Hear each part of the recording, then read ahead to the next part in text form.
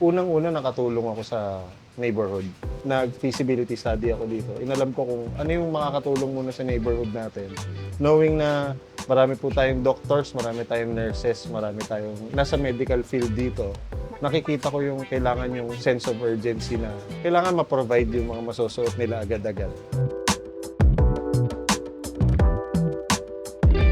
I'm Lawrence. I'm the owner of Bubble Lab Laundry. We are located at Emerson Condominium in 71 E. Rodriguez Sr. Avenue. Malapit po kami sa Welcome Rotonda. When we started, ang original na plano namin ng partner ko is mag-build ng isang laundry na pwedeng tambayan ng mga estudyante, pwedeng mag-aral yung estudyante habang naglalaba. So eventually, we thought of offering free delivery services. Yun, doon po kami nag-start. Yung pala po ang demand ng area namin na to since we are in the heart of Quezon City. Busy-busy din lahat ng tao. Yun, doon po nakatulong yung Bubble Lab Laundry. Nag-start kami last January lang. Pero eventually, marami na rin yung customers natin.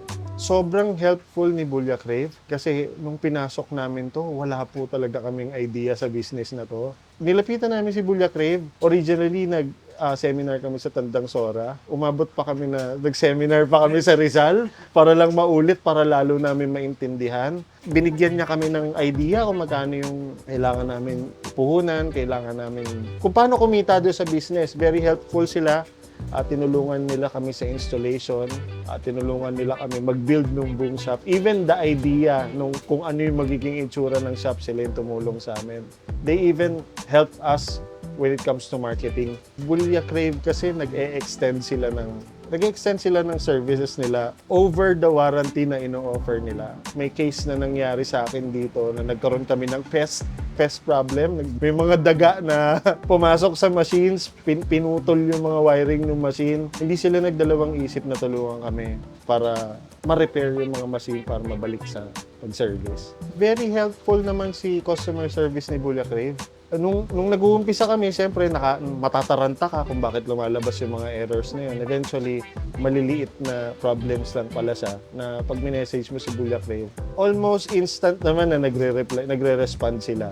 Tapos tutulungan ka nila sa problema.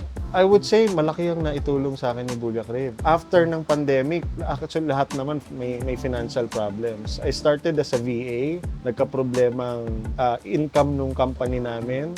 They have to lay off people. Dumating si Bulya Crave sa buhay namin na natulungan kami mag-build ng business na hindi namin nakakalain na yung kinikita ko pala sa pag-VA, halos isang araw ko lang kayang kitain, sa totoo lang. I would say, ang laundry business kasi ang iniisip ng tao, pag may laundry shop na sa lugar nyo, hindi na yan magkiklik, hindi na yan bebenta. Eventually, pag na-start mo na yung business, nagawa mo na yung business, marirealize mo na it's not your competitor. It's more of nagtutulong-tulong kayo para i-serve yung people or yung neighborhood sa inyo. Hindi nyo po wala sila kalaban. Eventually, lahat po sila katulong nyo. My name is Lawrence. I'm a legit bulya. Because of LG, life's good. #crave, clean, and innovate.